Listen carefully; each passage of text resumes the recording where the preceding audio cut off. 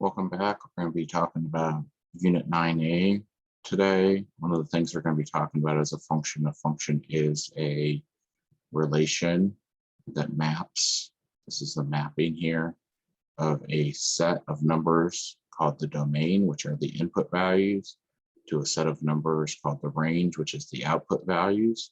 We usually represent that as an ordered pair, input, output. So I wrote a generic, usually this set is called big X, and this set is called big Y. The individual elements inside set big X are called little x with a subscript like 1. Little x subscript 1 is going to map to, if this function is called f of x1. You should have seen this notation somewhere in an algebra class that you took before this.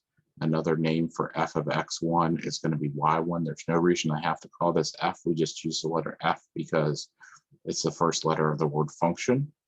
But we could also call it g. We could call it capital C if it's a cost function, lowercase p if it's a price function, capital P if it's a profit function.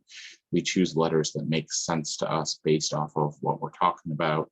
It's part of good documentation, good communication strategy to choose names that are meaningful when you can.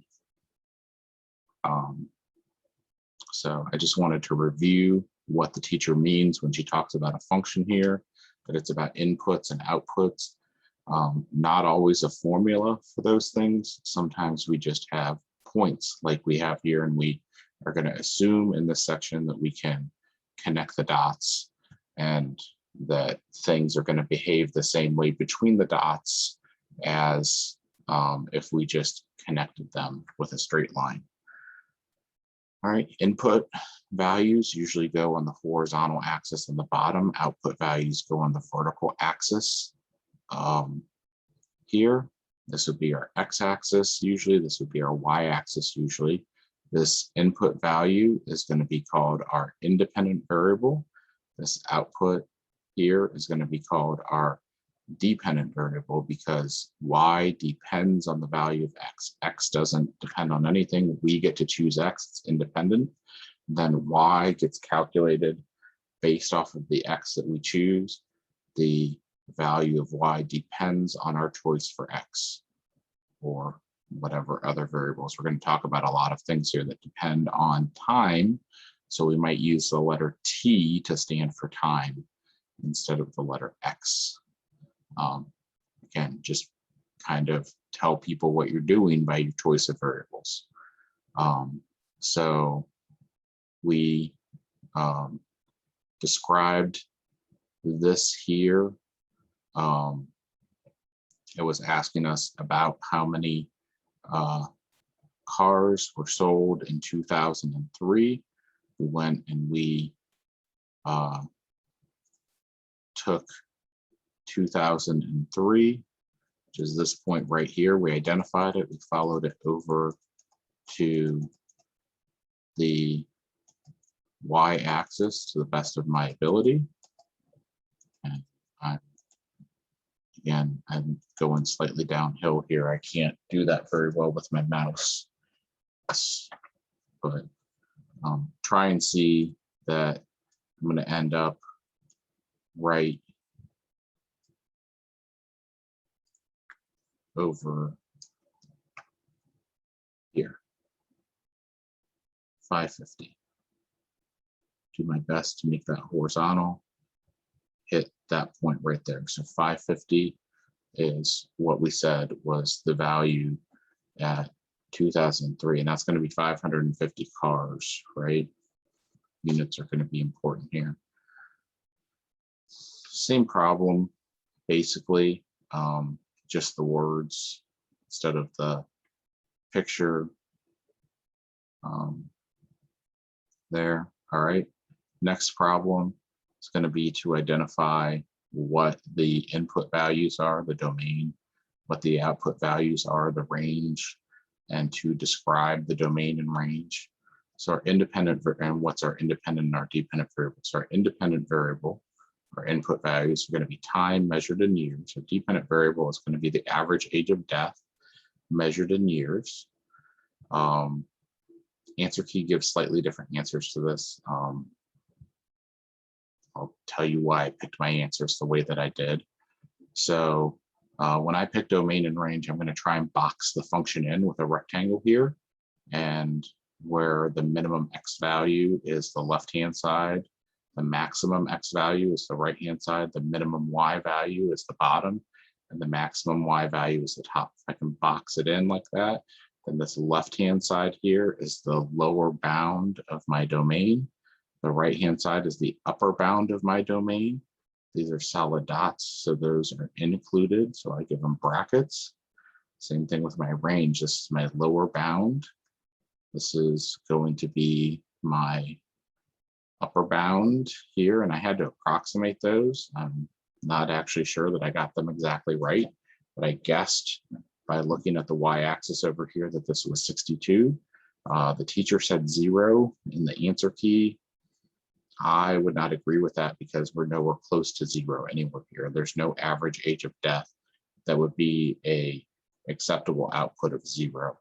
So I think that the computer got that one. I think it goofed when it made the answer key. So it should be whatever this minimum y value is here, which is about here on the graph.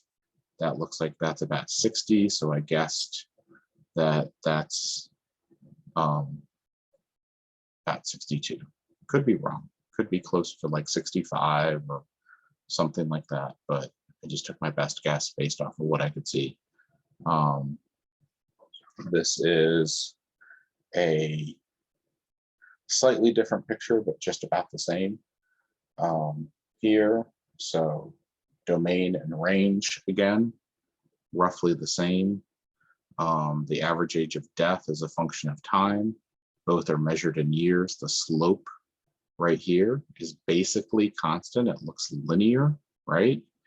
And it is a positive slope, meaning that as time increases, that the average age of death is also increasing.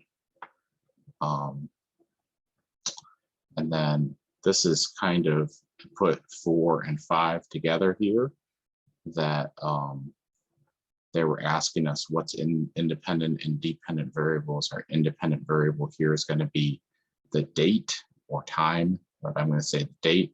I'm going to change it to what's called a Julian date, where I number the days of the calendar year from 1 to 365, and my domain is going to be all values from 1 to 365, and my range is going to be all possible temperatures from 38 degrees Fahrenheit to 89 degrees Fahrenheit. I said that over there already, but the domain is going to be all possible Julian dates for the year. Well, that's going to be 1 to 365.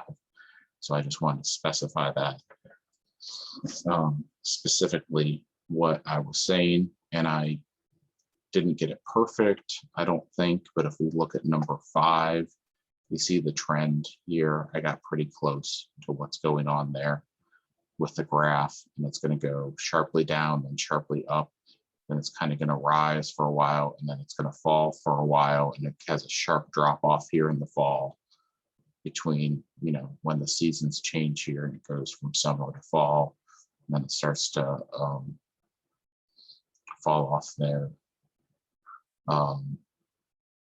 Right here, see that in October, kind of a sharp drop off here between September and November. So, and then it just kind of starts to slide down to December again. And we get down to about the same low temperature in December here that we had in February there. So end of December. So as you can see, it's not, you can see trends here, but you're not going to get specific numbers. It's not like, oh, you know, every year on December 31st, I'm always going to have this particular temperature. No. That this temperature here, even though it was only different from one day on the calendar, look how much different that was that somehow there were days with higher temperatures on January 1st than there were on December 31st. So, all right. That's it for this section. It's really not a lot. It's more conceptual than it is anything to do with calculations. And just make sure that you understand the concepts of input and output, domain and range, that you can write those in interval notation if you need to. Again, you're going to be recognizing things off of a multiple choice quiz or test. That's it for right now. See you for the next video soon.